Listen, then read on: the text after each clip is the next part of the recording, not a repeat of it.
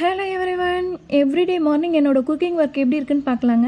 இன்றைக்கி white rice, முள்ளங்கி sambar, dosa, ragi pasta, potato fry எப்படி பண்ணுறதுன்னு பார்க்கலாம். ஃபஸ்ட்டு சாம்பாருக்கு பாசிப்பருப்பு எடுத்து நான் நல்லா வறுத்து அது கூட தண்ணி ஆட் பண்ணி வெங்காயம் தக்காளி போட்டு அதை ஒரு அடுப்பில் வச்சுருக்கேன். இப்போ முள்ளங்கி சாம்பாருக்கு முள்ளங்கியை கட் பண்ணி அதை வாஷ் பண்ணி 1 டேபிள் ஸ்பூன் ஆயில் ஊற்றி அந்த முள்ளங்கியை நல்லா வதக்குறோம். அந்த ஸ்மெல் இல்லாமல் இருக்கும், முள்ளங்கியோட ஸ்மெல் இல்லாமல் இருக்கும். வதக்கிட்டு அந்த பருப்பு கூட நம்ம ஆட் பண்ணிக்கலாம்.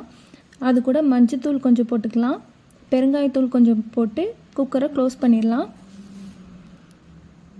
இப்போ இன்னொரு அடுப்பில் பொட்டேட்டோ ஃப்ரை பண்ணிடலாம். ஒரு பேனில் 2 டேபிள் ஸ்பூன் ஆயில் ஊற்றிருக்கிறேன். அதில் கடுகு, கொஞ்சம் சீரகம், வெள்ளைப்பூடு கொஞ்சம் தட்டி போடுறேன். அப்புறம் பெரிய வெங்காயம் கொஞ்சம் ஸ்லைஸாக கட் பண்ணிக்கோங்க, அதையும் போட்டுக்கோங்க. எல்லாத்தையுமே நம்ம எண்ணெயில் தான் ஃப்ரை பண்ண போகிறோம், தண்ணி ஆட் பண்ண போகிறது கிடையாது. இப்போ பொட்டேட்டோ சாப் பண்ணி வச்சுருக்கிறேன், அந்த பொட்டேட்டோவும் போட்டுக்கலாம். அதில் கொஞ்சம் மஞ்சத்தூள், நம்மளுக்கு தேவையான அளவு உப்பு, சில்லி பவுடர் எடுத்திருக்கேன். சில்லி பவுடர் 1 டேபிள் ஸ்பூன் போட்டு அதை நல்லா அந்த சில்லி பவுடர்லாம் எல்லா பக்கமும் மேட்ச் ஆகிற மாதிரி நல்லா கிளறி விட்டுட்டு மூடி வச்சிடலாம். இப்போ ஒரு அடுப்பில் சாப்பாடு வச்சுருக்கிறேன். நான் சாப்பாடு உப்பு போட்டு தான் வடிப்பேன், அதுக்கு தேவையான அளவு உப்பு போட்டுக்கிறேன். இப்போ குக்கரில் விசில் வந்துடுச்சு. குக்கரை ஓப்பன் பண்ணிவிட்டு இப்போ பருப்பு முள்ளங்கி எல்லாம் நல்லா வெந்துருச்சு. அதில் நான் 2 டேபிள் ஸ்பூன் சாம்பார் பொடி மட்டும் ஆட் பண்ணுறேன். தேவையான அளவு உப்பு போட்டுக்கலாம். 1/2 லெமன் சைஸ் அளவுக்கு புளி ஊற போட்டு அதை நல்லா கரைச்சி வடிகட்டி நான் ஊற்றிக்கிறேன். இது நல்லா கொதிக்கட்டும். இப்போ உருளைக்கிழங்கு நல்லா வெந்துருச்சு, நல்லா ஃப்ரை ஆகிடுச்சு. இது தனியாக இருக்கட்டும். இப்போ சாம்பார் நல்லா கொதி வந்ததும் அதுக்கு ஒரு தாளிப்பு கொடுத்துடலாம். கடுகு, ஜீரகம், கருவேப்பிலை போட்டு தாளித்து அதில் ஊற்றிக்கலாம். நம்மளுக்கு சாம்பார் ரெடி ஆயிரும். கடைசியாக மல்லியில் மட்டும் நம்ம பிச்சு போட்டோம் அப்படின்னா முள்ளங்கி சாம்பார் ரெடி ஆயிடுச்சு.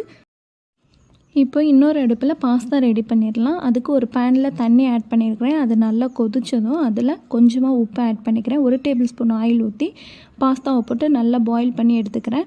இப்போ ட்ரை பேன் எடுத்து அதில் 2 டேபிள் ஸ்பூன் ஆயில் ஊற்றி அதில் கடுகு, ஜீரகம், கருவேப்பிலை, வெங்காயம், தக்காளி எல்லாத்தையும் நல்லா வதக்குறேன். இப்போ அந்த பாஸ்தாலேயே ஒரு பவுடர் இருக்குது, அந்த பவுடரையும் அதில் ஆட் பண்ணிடலாம். இதில் நம்ம வெஜிடபிள்ஸ், எக்கு வேணும்னா நம்ம ஆட் பண்ணிக்கலாம். நான் இன்றைக்கி ப்ளைனாக தான் குழந்தைங்க கேட்டாங்கன்னு நான் ப்ளைனாக தான் பண்ணியிருக்கிறேன். இப்போ பாயிலான பாஸ்தாவை போட்டு கிளறணும் அப்படின்னா நம்மளோட பாஸ்தா ரெடி ஆயிடுச்சுங்க. ஓகேங்க, இன்றைக்கி என்னுடைய குக்கிங் ஒர்க் நான் இப்படி தான் ஃபினிஷ் பண்ணேன்.